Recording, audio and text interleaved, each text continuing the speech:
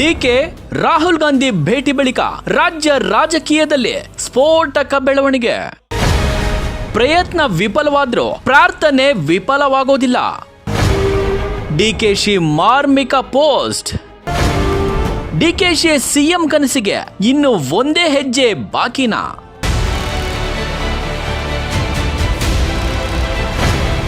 ಯಶಸ್ಸಿನ ಮೊದಲ ಹೆಜ್ಜೆಯೇ ಪ್ರಯತ್ನ. ಸತತ ಪ್ರಯತ್ನದ ಫಲವೇ ಯಶಸ್ಸು. ಡಿಕೆ ಸುರೇಶ್ ಪೋಸ್ಟಿಗೆ ಬೆಚ್ಚಿದ ಸಿದ್ದು ಪಡೆ.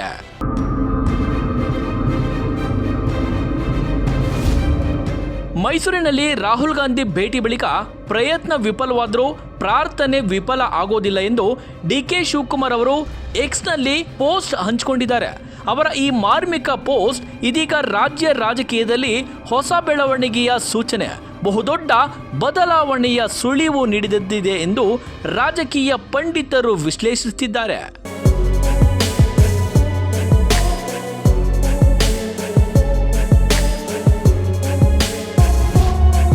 ಡಿಕೆ ಶಿವಕುಮಾರ್ ಅವರು ಮಾಡಿದ ಈ ಪೋಸ್ಟ್ನ ಬೆನ್ನ ಹಿಂದೆಯೇ ಡಿಕೆ ಸುರೇಶ್ ಅವರು ಕೂಡ ಅಚ್ಚರಿಯ ಪೋಸ್ಟ್ ಒಂದನ್ನು ಹಂಚಿಕೊಂಡಿದ್ದಾರೆ. ಅವರ ಈ ಪೋಸ್ಟ್ ರಾಜ್ಯ ರಾಜಕೀಯಕ್ಕೆ ಸಿಹಿ ಸುದ್ದಿ ಕೊಟ್ಟಂತಿದೆ. ಇಷ್ಟಕ್ಕೂ ಡಿಕೆ ಸುರೇಶ್ ಅವರು ಏನ್ ಪೋಸ್ಟ್ ಮಾಡಿದ್ರು ಅನ್ನೋದನ್ನ ನೋಡೋದಾದ್ರೆ, ಯಶಸ್ಸಿನ ಮೊದಲ ಹೆಜ್ಜೆಯೇ ಪ್ರಯತ್ನ, ಸತತ ಪ್ರಯತ್ನದ ಫಲವೇ ಯಶಸ್ಸು ಎಂದು ಪೋಸ್ಟ್ ಮಾಡಿದ್ದಾರೆ.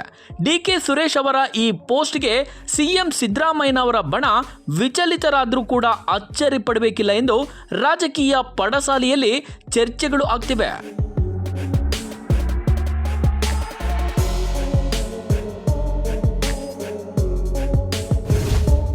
ವೀಕ್ಷಕರೇ, ನಿನ್ನೆಯಿಂದಲೂ ಸೋಷಿಯಲ್ ಮೀಡಿಯಾದಲ್ಲಿ ರಾಹುಲ್ ಗಾಂಧಿ ಅವರು ವಿಮಾನ ನಿಲ್ದಾಣದ ಬಳಿ ಡಿಕೆ ಶಿವಕುಮಾರ್ ಅವರ ಜೊತೆ ಮಾತನಾಡ್ತಿರುವ ಹಾಗೂ ಸಿದ್ದರಾಮಯ್ಯನವರ ಜೊತೆ ವಿಮಾನ ಹತ್ತುವ ವೇಳೆ ಮಾತನಾಡ್ತಾ ಇರುವ ವಿಡಿಯೋ ರಾಜ್ಯ ರಾಜಕೀಯದಲ್ಲಿ ಚರ್ಚೆಗೆ ಗ್ರಾಸವಾಗ್ತಿದೆ. ಅವರವರದೇ ದಾಟಿನಲ್ಲಿ ವಿಶ್ಲೇಷಣೆಯನ್ನು ಕೂಡ ಮಾಡ್ತಿದ್ದಾರೆ. ಒಪ್ಪಂದದಂತೆ ಡಿಕೆ ಶಿವಕುಮಾರ್ ಅವರಿಗೆ ಮುಖ್ಯಮಂತ್ರಿ ಸ್ಥಾನ ನೀಡುವ ಭರವಸೆಯನ್ನು ರಾಹುಲ್ ಗಾಂಧಿ ಅವರು ನೀಡಿದ್ದಾರೆ ಎನ್ನಲಾಗ್ತಿದೆ.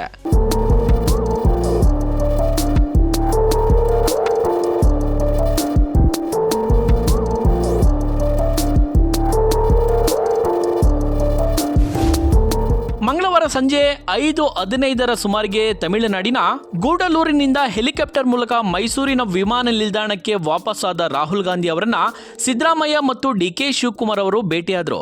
ಏಕಕಾಲಕ್ಕೆ ಇಬ್ಬರನ್ನು ಮುಖಾಮುಖಿಯಾದ ರಾಹುಲ್ ಗಾಂಧಿ ಅವರು ಸಿದ್ದರಾಮಯ್ಯನವರ ಜೊತೆ ಮಾತನಾಡುತ್ತಲೇ ಡಿಕೆ ಶಿವಕುಮಾರ್ ಅವರಿಂದ ಕೊಂಚ ದೂರ ಕರೆದೊಯ್ದು ಅವರೊಂದಿಗೆ ಕೆಲ ಕ್ಷಣ ಮಾತನಾಡಿದರು.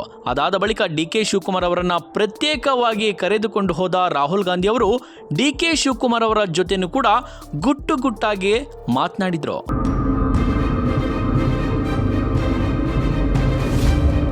ಇಷ್ಟಕ್ಕೂ ರಾಹುಲ್ ಗಾಂಧಿ ಅವರು ಏನ್ ಮಾತನಾಡಿರಬಹುದು, ಡಿಕೆ ಶಿವಕುಮಾರ್ ಅವರ ಜೊತೆ ಸಿದ್ದರಾಮಯ್ಯನವರಿಗೆ ಏನ್ ಸೂಚಿಸಿರಬಹುದು ಎನ್ನುವ ಚರ್ಚೆಗಳು ಜೋರಾಗಿ ನಡೆಯುತ್ತಿದೆ.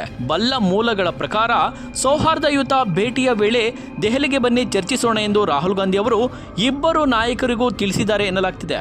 ಇದಕ್ಕಿಂತಲೂ ಕುತೂಹಲಕರ ಸಂಗತಿ ಏನಂದ್ರೆ, ರಾಹುಲ್ ಗಾಂಧಿ ಅವರೊಂದಿಗೆ ಹೀಗೆ ಗುಟ್ಟಾಗಿ ಮಾತುಕತೆ ಆಡಿದ ನೆಕ್ಸ್ಟ್ ಡೇನೆ ಡಿಕೆ ಶಿವಕುಮಾರ್ ಅವರು ಪೋಸ್ಟ್ ಮಾಡಿರೋದು ಮಾರ್ಮಿಕವಾಗಿದೆ. ಪ್ರಯತ್ನ ವಿಫಲವಾದರೂ ಪ್ರಾರ್ಥನೆ ವಿಫಲ ಆಗೋದಿಲ್ಲ ಎನ್ನುವ ಅವರ ಪೋಸ್ಟ್ ನೋಡಿದ್ರೆ ಡಿಕೆ ಶಿವಕುಮಾರ್ ಅವರು ಮುಖ್ಯಮಂತ್ರಿ ಆಗೋದು ಗ್ಯಾರಂಟಿ ಎಂಬ ವಾದ ರಾಜ್ಯ ರಾಜಕೀಯದ ಪಡಸಾಲೆಯಲ್ಲಿ ನಡೆಯುತ್ತಿದೆ.